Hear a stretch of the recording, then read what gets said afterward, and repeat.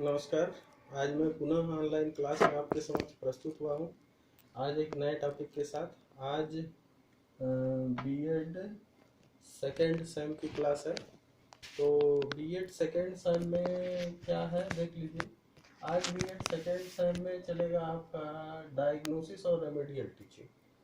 तो डायग्नोसिस और remedial teaching किसे कहते हैं, अब आप आज देखेंगे। तो आपका ये एक नया टॉपिक है। डायग्नोसिस मतलब होता है निदान और रेमेडी मतलब होता है उपचार। तो दो शब्दों से मिलकर ये बने हैं। एक बना है डायग्नोसिस, और डायग्नोसिस का मतलब होता है निदान।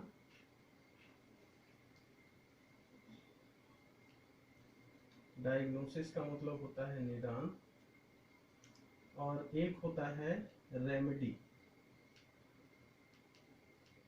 रेमेडी का मतलब होता है उपचार। तो ये रेमेडी और क्या है डायग्नोसिस। तो डायग्नोसिस, अगर हम आपसे ये पूछें कि उपचार पहले किया जाएगा कि निदान, तो आप इसमें थोड़ा सा कंफ्यूज होते हैं, क्योंकि ये हिंदी के जो दोनों शब्द हैं निदान और उपचार, ये दोनों बड़े ही एक दूसरे से मिलते जुलते लगते हैं। लेकिन यहाँ पे आप देख रहे हैं कि सीधे सीधे स्पष्ट लिखा है कि डायग्नोसिस, और डायग्नोसिस का मतलब ही होता है खोज। डायग्नोसिस का क्या मतलब होता है? खोज। निदान तो होता है, लेकिन डायग्नोस करना मतलब होता है खोज कर। तो हम क्या करते हैं कि यहाँ पे जैसे हम एक एग्जाम्पल देते हैं आपको। यदि कोई अगर बीमारी हो जाती तो आप डॉक्टर के यहाँ जाते हैं, तो डॉक्टर पहले क्या लिखता है, आपको एक जांच लिखता है कि आप जांच करा के आइए लैब से, तब मैं आपको दवा दूंगा। तो जब आप जांच कराने जाते हैं तो आप देखे होंगे कि वहाँ पे जहाँ जांच सेंटर होता है वहाँ आगे लिखा होता है डायग्नोस्टिक सेंटर। अर्थात वो क्या करेगा, वो जांच करता है, आपकी निदान करता है, अर्थात वो चीज़ों को वो खोजता है कि आपके अंदर है क्या। फिर वो खोज लेता है, तो वो खोज करके बता देता है कि आपके अंदर हीमोग्लोबिन की इतनी मात्रा है, इतनी कमी है, आपके अंदर ये रोग होने की संभावना है। तो वो चीज़ें परफेक्ट नहीं होती हैं, तो उन चीज़ों को वो क्या करता है, जो जिस आर्डर में पाई जाती है उसी आर्डर में वो पिरो करके वो टेस्ट में दे देता है। और डॉक्टर जब देखता है तो उसकी इरेगुलरिटी देख करके वो समझ जाता है कि इनके अंदर ये बीमारी हो सकती है। अब इसके बाद हम देखते हैं, तो ये दो शब्दों से मिलकर बना है डायग्नोसिस और रेमेडी। तो डायग्नोसिस का मतलब आप समझ गए होंगे। अब हम बात करेंगे डायग्नोसिस। देखिए यहाँ एक शब्द हमने लिख रखा है पहले से, डायग्नोसिस। तो डायग्नोसिस का मतलब ही होता है निदान या खोज। और जिस पे हमने अभी चर्चा की कि डायग्नोसिस है क्या। एक डायग्नोसिस एक ऐसी प्रक्रिया है जिसमें किसी भी बीमारी से संबंधित लक्षणों का या लक्षणों के खोज की जाती है। मतलब डायग्नोसिस एक क्या है, एक ऐसी प्रक्रिया है जिसमें किसी बीमारी के लक्षणों की क्या किया जाता है, खोज की जाती है या निदान किया जाता है। हर समय याद रखिएगा। और अब इसी पर हम क्या करेंगे, अब लगा देंगे हम डायग्नोस्टिक टीचिंग।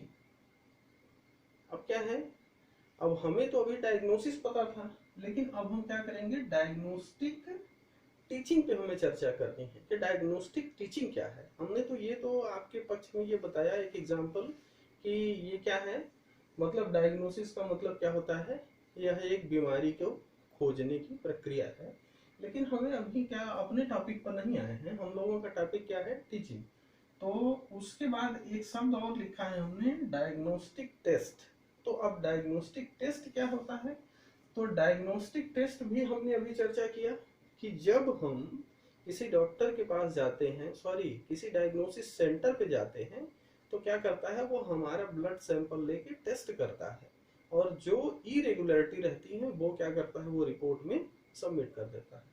तो वो इरेगुलरिटी को डॉक्टर देखता है, तब समझ जाता है कि इनके अंदर इस चीज की कमी है, मतलब ये संभावना रोग की बनती है। ठीक है, तो इस प्रकार से ये डायग्नोस्टिक टेस्ट जो है, तो डायग्नोस्टिक टेस्ट एक प्रकार का अचीवमेंट टेस्ट होता है। आप याद रखिएगा, अचीवमेंट टेस्ट है मतलब क्या है, उपलब्धि परीक्षण, अर्थात इसमें छात्रों की कमियों को खोजा जाता है।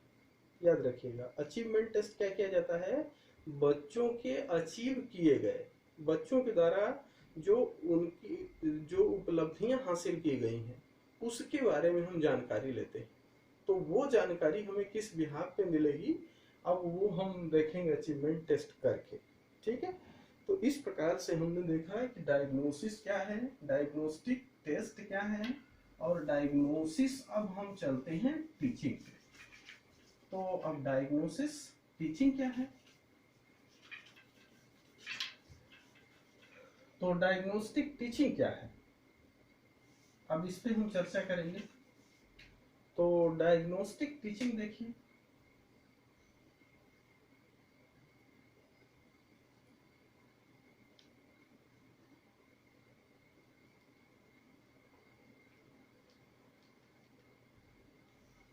डायग्नोस्टिक टीचिंग अर्थात अब क्या कहेंगे, जैसे हमने परिभाषा कही थी किसमें, डॉक्टर वाले केस में, उसी तरह अब उसको यहाँ अप्लाई कर दीजिए टीचिंग पर। तो टीचिंग पर क्या करेंगे, हम उसको अप्लाई करेंगे कि कक्षा के छात्रों की कमियों को क्या करेंगे, यहाँ पे कक्षा के छात्रों की कमियों को क्या करना, खोजना ही क्या कहलाता है, डायग्नोस्टिक टीचिंग कहलाती है। अर्थात हम पढ़ा रहे हों और पढ़ाने के साथ साथ उनकी कमियों को भी क्या करते हैं, हम खोज लेते हैं। अर्थात हम पढ़ाते समय किसी बच्चे से अगर एक प्रश्न पूछें तो बच्चा क्या करता है, उसका जवाब नहीं दे पाता, तो हम क्या समझते हैं इससे, हम इससे ये समझते हैं कि बच्चों को समझ में ये चीजें नहीं आई। अर्थात हम क्या करते हैं, उन चीजों को डायग्नोस कर लेते हैं। ये चीजें हमको पता तो चल गई, लेकिन बच्चों को नहीं पता चल पाती कि सर क्यों पूछ रहे हैं। सर को बस इतना है कि सर को ये लगता है कि ये चीज पूछनी चाहिए, तो वो पूछते हैं और उन चीजों से वो क्या करते हैं, वो अपने आप को और अपने बच्चों का आकलन कर लेते हैं कि हमने जो पढ़ाया वो बच्चों को समझ में आया कि नहीं आया। तो उसी के तहत ये डायग्नोस्टिक टीचिंग होती है। तो डायग्नोस्टिक टीचिंग का मतलब ही होता है कि जैसे डॉक्टर के पक्ष में हमने क्या कहा कि यह एक ऐसी प्रक्रिया है, डायग्नोसिस के पक्ष में हमने क्या कहा था कि यह एक ऐसी प्रक्रिया है जिसमें डायग्नोसिस सेंटर द्वारा बीमारी के लक्षणों का पता चलता है। उसी तरह यहाँ हम क्या कहेंगे कि डायग्नोस्टिक टीचिंग एक ऐसी प्रक्रिया है जिसके माध्यम से अध्यापक अपने छात्रों में उपस्थित कमियों को क्या करता है, डायग्नोस करता है, अर्थात खोजता है, निदान करता है उनका, और निदान की इस प्रक्रिया को ही हम डायग्नोस्टिक टीचिंग कहते हैं। Is it clear? तो इस प्रकार से हमने देखा कि डायग्नोस्टिक टीचिंग क्या है, एक प्रक्रिया है जिसके थ्रू अध्यापक अपने बच्चों में या कक्षा के बच्चों में पढ़ाते समय उपस्थित कमियों को क्या करता है, ढूंढता है। तो ये डायग्नोस्टिक टीचिंग है। अब इसके कुछ उद्देश्य निर्धारित किए गए। डायग्नोस्टिक टीचिंग के कुछ क्या है, उद्देश्य हैं। तो हम पहले डायग्नोस्टिक टीचिंग ही पढ़ाएंगे, अभी रेमेडियल इसके बाद में चर्चा कर लेंगे। तो ये उद्देश्य है। उद्देश्य क्या क्या है इसके देख लीजिए। इसका जो पहला उद्देश्य है, सबसे बड़ा उद्देश्य इसका ऑब्जेक्टिव और डायग्नोस्टिक टीचिंग की, वो है छात्रों की कठिनाइयों एवं कमजोरियों का पता लगाना। अगर कोई बच्चा, देखिए एकदम क्लियर है ये इसका ऑब्जेक्टिव, कि किसी भी बच्चे के अंदर जो भी कमी रहेगी, उसकी जो भी कठिनाई रहेगी, हम क्या करेंगे, उस चीज का किसके माध्यम से हम पता लगा लेंगे, डायग्नोस्टिक टीचिंग के माध्यम से या डायग्नोस्टिक टेस्ट के माध्यम से। तो डायग्नोस्टिक टेस्ट हम कैसे करेंगे, जब हम क्या करेंगे, छात्रों से उनकी कठिनाइयां जानेंगे और उनकी कमजोरियां जानेंगे। जैसे हम जैसे हम बहुत जोर से बोल रहे हो, क्लास में एक बैठा हुआ पीछे बच्चा सही से लिख न पा रहा हो। सिंपल सा क्वेश्चन। यदि हम क्या कर रहे हो, बहुत जोर से बोल रहे हो लेकिन फिर भी पीछे बैठा हुआ बच्चा क्या कर रहा हो, सही से लिख नहीं पा रहा हो, तो हम उसके पास जाते हैं और देखते हैं कि बच्चा सही से नहीं लिख पा रहा है। अब इसका क्या कारण हो सकता है? तो देखिए, अब हम क्या करेंगे, उसकी डायग्नोसिस करेंगे। कैसे करेंगे? अब हम क्या करेंगे कि उसको हम उसके पास खड़े होकर बोलते हैं। तो जब हम खड़े होकर उसके पास बोलते हैं, वो तब भी नहीं लिख पाता है। तो इसका मतलब क्या हुआ कि इसके अंदर कोई ना कोई प्रॉब्लम है। और वो प्रॉब्लम क्या है? तो अब उस चीज को हम डायग्नोसिस करेंगे कि इट मे बी, ऐसा हो सकता है कि उसको ये चीजें पता ना हो, या वो पढ़ने में कमजोर हो, या उनको लिखना ना आता हो, इसलिए नहीं लिख पा रहा है। पहला कारण। दूसरा कारण ये हो सकता है कि हो सकता है कि जो मैं बोल रहा हूँ उसके समझ में ना आ रहा हो। तीसरा कारण ये हो सकता है कि हो सकता है कि जो मैं बोल रहा हूँ वो उसको सुनाई न दे रहा हो ठीक से। तो इस प्रकार से हम क्या करते हैं, उसकी इस विभिन्न प्रकार की समस्याओं का क्या करते हैं, हम आकलन करते हैं अपने अंदर कि आखिर इसमें क्या दिक्कत है इसको, कि ये चीजें इसके समझ में नहीं आ रही है। तो हम उसकी कठिनाइयों को जानते हैं और उसकी कमजोरियों को जब हम पता लगाते हैं, तब हम क्या करते हैं, तब हम उसका आगे विश्लेषण करेंगे कि क्या होगा। फिर देखिए, ज्ञानार्जन में अवरोधक तत्वों का पता लगाने में, जैसे बच्चा कोई पढ़ रहा है, तो बच्चा क्यों नहीं पढ़ना चाह रहा है, उस चीज में जो कठिनाई है, उस कठिनाई स्तर का या अवरोध जिसे हम कहते हैं। जैसे क्या होता है कि कुछ बच्चे क्या होते हैं, ऐसे होते हैं कि उनको पढ़ने लिखने में मन नहीं लगता, उनका खेलने में मन लगता है।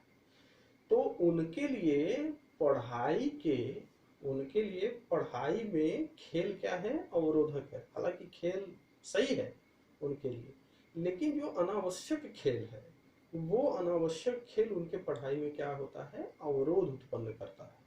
अर्थात वो खेल नहीं पाते हैं। या ये हो सकता है कि बच्चा नशेड़ी हो, वो जाता तो है स्कूल लेकिन नशेड़ियों के साथ इधर उधर करता है, घूमता रहता है।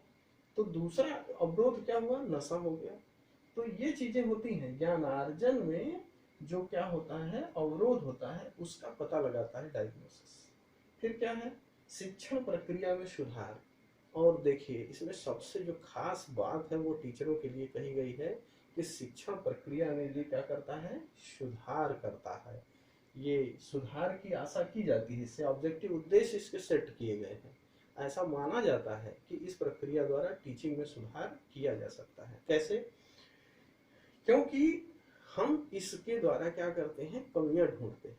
इसके द्वारा हम क्या करते हैं, तो यदि हम बच्चों की कमी ढूंढ करके उसको हम दूर कर देंगे तो हमारे टीचिंग क्या होगी, बेहतर हो गई ना भाई। जब सारे बच्चों को वो चीजें समझ में आ गई तो इसका मतलब मेरी टीचिंग बेस्ट है। तो इसलिए शिक्षण प्रक्रिया में क्या होगा, ऑटोमेटिक सुधार आ जाएगा। बच्चों से रिस्पांस हमको मिलता है कि सर ये चीजें हमको नहीं समझ में आई, उन चीजों को बताते हैं तो वो चीजें बच्चों को समझ में आ जाती है। इसका मतलब वो चीजें अच्छे से समझ में आने का मतलब यही हो गया कि शिक्षा प्रक्रिया में आपके निरंतर सुधार होगा। फिर कमजोर छात्रों की विशेष कठिनाइयों का पता करने में, जो कमजोर छात्र होते हैं उनकी कोई न कोई विशेष कठिनाई, जैसे हमने भी चर्चा की, जैसे कोई पीछे बच्चा बैठा हो और उसको सुनाइए न देता हो, तो ये क्या है। या कोई बच्चा पीछे बैठा हो, वो नहीं लिख पा रहा है, तो उसका एक और कारण हो सकता है उसको ब्लैक बोर्ड पे दिखाइए न दे रहा।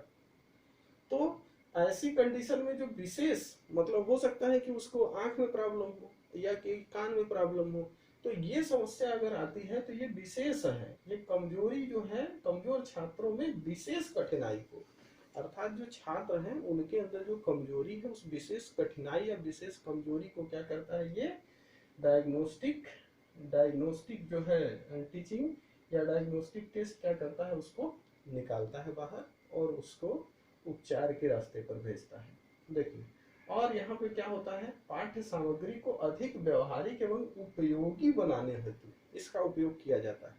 पाठ्य सामग्री को यह बहुत अधिक उपयोगी बना देता है और उसका क्या होता है, व्यवहारिक उपयोग समझ में आने लगता है, और इस आधार पे क्या करता है, सुझाव की स्थिति भी बनती है।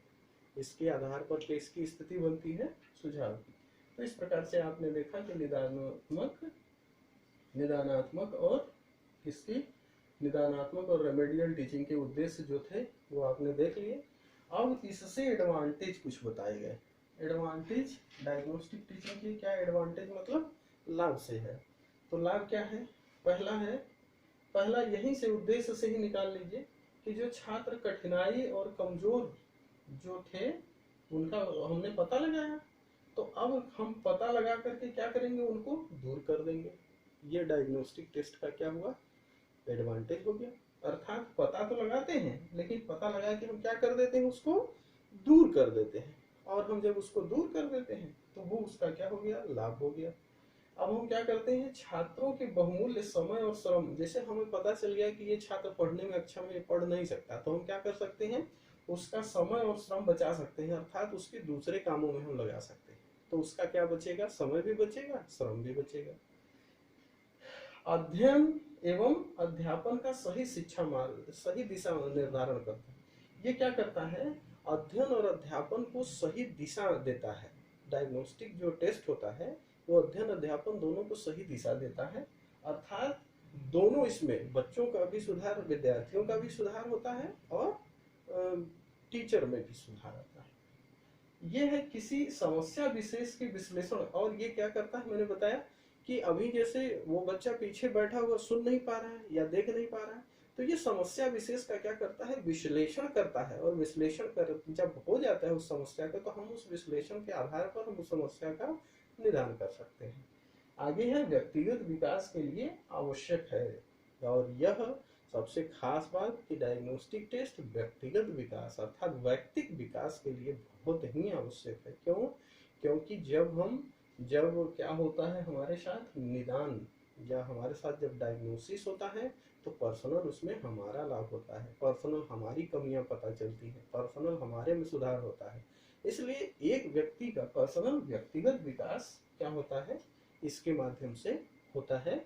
और यदि उन चीजों को समूह में लिया जाए तो सामूहिक विकास भी हो सकता है। तो इस प्रकार से ये इसके लाभ हैं, इसके ऑब्जेक्टिव्स हैं। और रेमेडियल टीचिंग पे अब चर्चा करते हैं। ये रेमेडियल टीचिंग क्या है, तो देख लीजिए।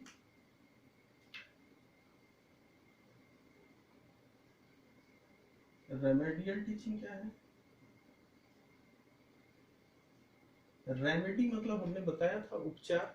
तो जब घाव लगता है या जब चोट लगती है, तो चोट लगने पर हमें पहले क्या करना चाहिए, हमें पहले निदान करना चाहिए, और निदान करने के बाद हमें क्या करना चाहिए, उपचार करना चाहिए।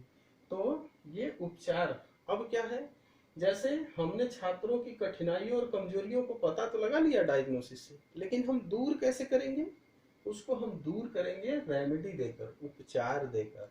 अर्थात हम कैसे करेंगे, जैसे जिस बच्चे को सुनाई नहीं दे रहा है उसको आगे बैठा देंगे, जिस बच्चे को दिखाई नहीं दे रहा है उसको आगे बैठा देंगे, ताकि उन चीजों की, उनकी समस्याओं का निराकरण हो सके।